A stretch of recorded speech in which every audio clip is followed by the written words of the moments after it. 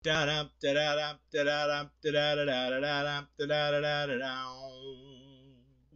does that even mean, Bowers Game Corner? Ahoy there, YouTube! I'm back again today for another game review. Today I'm very excited to check out H.I.D.E, Hidden Identity, Dice, Espionage from Mayday Games, and Dive Dice, Create Board Games, whole bunch of different companies. This is for 3 to 5 players, ages 10 plus. It'll take you about 30 minutes to play. And in H.I.D E, you are going to be playing as a secret agent trying to infiltrate different bases and gaining the most money at the end of the game. Or you could potentially just become the best secret agent in the world and win that way. Double path to victory. You're going to be doing that by hiding your dice and then trying to deduct who other people's dice are and assassinating them, but all the while they're going to be trying to do the same to you. What? Does it make any sense to you? Let's open it up and I'll tell you what I'm talking about. Alright then, we're going to take a look at what's going to get inside of H.I.D E. First and foremost, we're going to get our handy dandy rule booklet. It's 2 pages, double-sided, full color, full of pictures, illustrations, examples, and it could be better. It's not terrible, but I definitely feel like there was some stuff lost in translation because it's from Korea Board Games.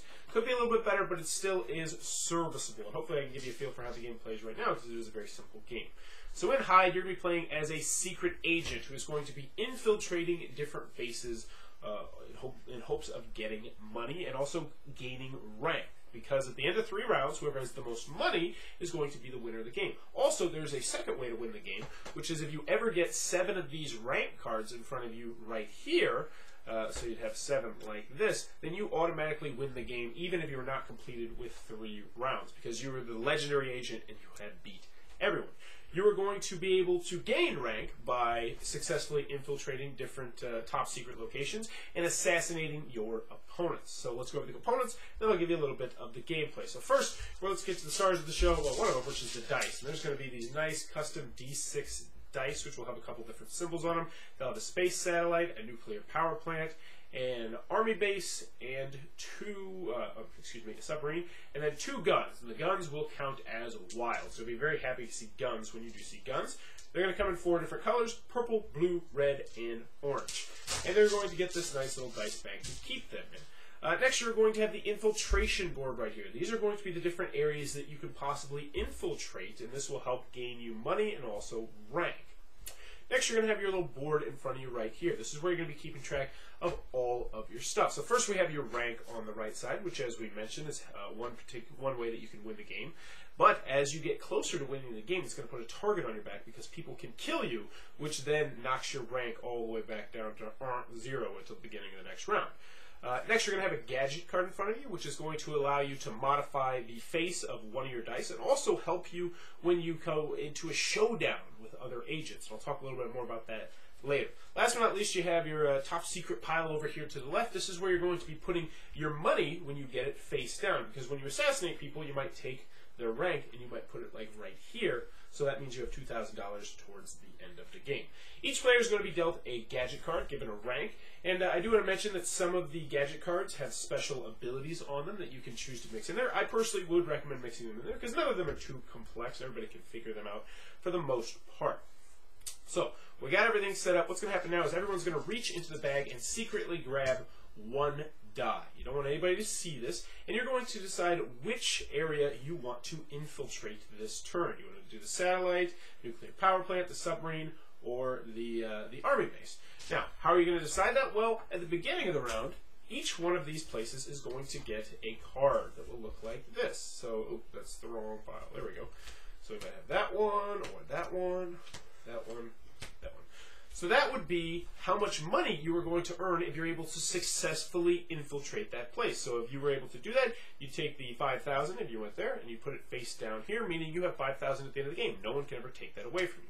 So at the beginning of the round, you're going to look up here and you're going to say, what do I think I could get? Maybe you want to go for the big ticket items, the 6,000, 6,000, 5,000. Maybe you think nobody else is going to go for the nuclear power plant, so you could be pretty sneaky and go for that. So yeah, we'll start off sneaky, and we'll put the nuclear power plant right down here on orange, and we are ready to start the game.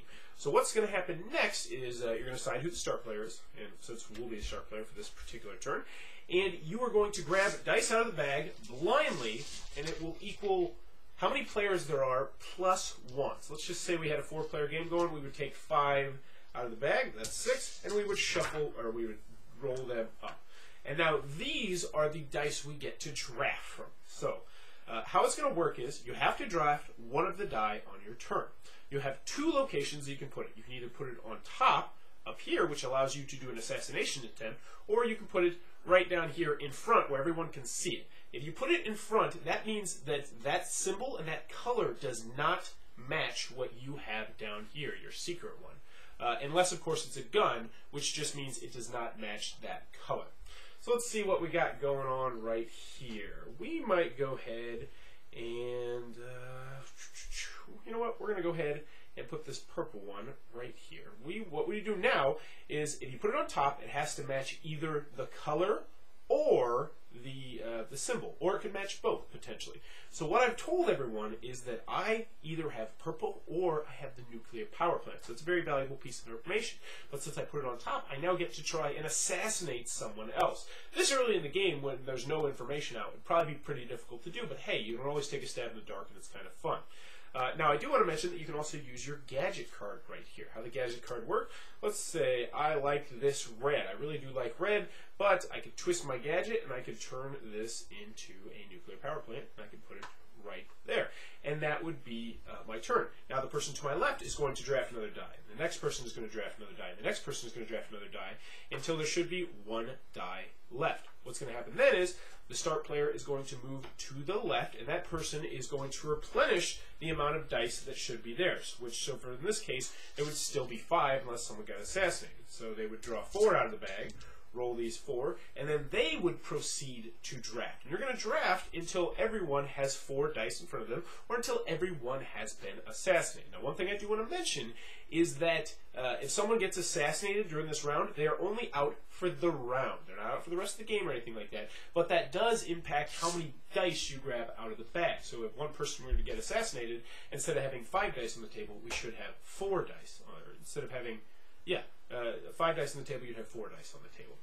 So what's eventually going to happen is we are going to get to the reveal phase. So we've all survived this round, and we're all going to reveal where we are going. So how this works is I would get the nuclear power plant as long as no one else was going for the nuclear power plant. So let's just say nobody else went for it. I would get that. Bada boom, it would go right there. And I would also get another rank card. So that is great because I've successfully, moved up the ranks. I infiltrated the nuclear power plant, and now I have 2 of the 7 ranks that I need to win the game. And my turn would be over. But, however, let's just say 2 people decided to go for the satellite. They're going to have what's called a showdown. And how this works is, this is a little bit of a weird mechanism. I forgot to mention in the pros and cons. Some people are going to like it, some people are going to dislike it. I personally enjoyed it. What's going to happen is you're going to count up how many satellites you have in front of you. Because that's the place that you're doing. And you're going to get that many points of dice, and those are your life. Now, this is where the gadget card comes into play. If I had a submarine in front of me, I would not get an extra die. However, if I had a satellite in front of me, I would get an extra die to roll, which would be great because those are your lives. And then you are going to take turns. You're both going to be rolling at the same time, trying to get a gun. If you get a gun, you shoot that opponent, and they lose one of their dice, and you go until someone has won the showdown, at which point they will get the spoils. Now, the other thing I forgot to mention is how assassinating someone works. So let's just say I got my secret dice down here. Someone guesses what it is. What do? I reveal the dice. I say, you're right. And then I give them my rank cards. The first rank card is going to go into their rank pile right here, and the second one is going to go face down into their money pile over here. So by assassinating me, they have both gained rank. They're guaranteed to gain rank, if you have any rank, which you will. And if you have a lot of rank, they're also going to gain money, which is great. So, we've finished the first round. What would we do now? Let's just say that these 3, someone got there and took what they were. You would flip over 4 new cards. Once again, still the wrong file. You flip over 4 new cards like so, and you would rinse, wash, and repeat. So what this means is, as you progress through the game, certain locations might become more valuable because no one goes there. Now, I do want to mention the 3-player version of the game is very similar, except that one area is going to be shut down each time. So you'll only be able to go to 3 areas, so they can kind of bump up the tension a little bit. But anyway, you're going to continue to go until the end of the 3rd round, and you're going to see who has the most money. Whoever has the most will be the winner of the game. Or if someone acquires 7 rank, then they will be legendary, and then they will win the game. And that, in a nutshell, is how H.I.D.E is played. Alrighty then, hi. What are my final thoughts? Let's go over the pros, let's go over the cons. First on the cons side, the game is not going to be for everybody for a lot of different reasons. It's very, very light. This is an extremely light game, which is going to be a turn off to some people. There's not really too much meat here. It's mostly you're just trying to deduce what other people's dice are and deciding, ooh, which one do I want to go, which base do I want to go for? Do I want to go for the obvious one with a lot of money? Maybe do I want to go for one of the other ones because there's a lot less money there so people won't suspect it? And there's some interesting choices, but they're by no means deep choices. Also, another comment I have with this game is that 3 players is not as good as 4 and 5 players. 4 and 5, I'm going to tell you in the pros that I really enjoyed this game. 3 is interesting and 3 is okay, but it's just serviceable. I mean, I would go to a 3 if someone really wanted to try this game out, but way recommend 4 and 5 players over 3 players. Also, the rules are not as good as I'd like them to be. There was some stuff that's lost in translation, and sometimes the order in which things are done is a little bit confusing. It's one of those games, I normally judge a rule booklet based on if I can read the rule booklet without any components in front of me, and I can figure out how to play the game. This one was one of those games where I can't figure out how to play the game without the rule book in front of me, which is a shame because it's a very short rule booklet. It's a very simple game, so it shouldn't be that complex. But unfortunately, the rules could use some tweaks here and there. Any other cons that I have? You know, it's light, it's simple, 3 to 5 players. If you got a larger gaming group, you can't play this, which kind of stinks because I think this would be a lot of fun with a larger group. No. Moving on to the pros, H.I.D.E. I thoroughly enjoyed this game. This is going to go immediately on my shelf. This is immediately going into my filler game night games. It's just that simple. I had a blast with this game. Everyone I played with this game with enjoyed it to a certain degree. It's just very simple. It's very light, but the choices, as I mentioned, they're not meaty choices, but they're very interesting choices. And it's a really fun guessing game, too. It's like, all right, I could give very little information, or I could give away a good deal of information, and then hopefully maybe assassinate somebody. Because if I assassinate them, I'm going to get victory points. I'm also going to get bumped up in rank. And I also like the fact that there's 2 different paths to victory. Now, granted, in a 5-player game, most of the time you're going to win with money at the end, but still, you always have that shot. Like, all right, I got 5 ranks. If I can off maybe 2 people, I win the game because you immediately win at 7. I like the dual paths to victory. Artwork's great. Components are fan-frickin-tastic. I mean, these are really nice. This might be the best dice concealer I've ever had. I mean, you do want to slide it all the way up to the front so nobody else can see it, maybe this front, left, or right, but it's an ingenious little way to do that. You can tell the custom D6 dice are very nice. They included a dice bag, which is perfectly serviceable. Cards, everything about this game has polish aside from the rules. So overall, I'll put it this simple. If you're looking for a 4 and 5 player filler game, if you like hidden information games, this is one I highly recommend. One of my this one might be on my top 10 games of 2016. Very early to say that, but still, really enjoy this game. That is H.I.D.E. Hidden Identity Dice Espionage. It's light, but it's very fun. If you enjoyed this review, please be sure to click on the subscribe button down below in the comments below. Let me know. Scuba diving. Would you do it? Could you do it? Have you done it? For me personally, my dad used to do it. He used to take all these awesome pictures. There's like these corals that they have, man-made corals, where they'll just put cars and buses in there so you can like explore them. It sounds awesome. I'd love to do it, but at the same time, it just terrifies the living crap out of me. One day, though, hopefully I will do it. But scuba diving, are you a fan of it? Let me know in the comments below. And as always, thanks for your time, YouTube.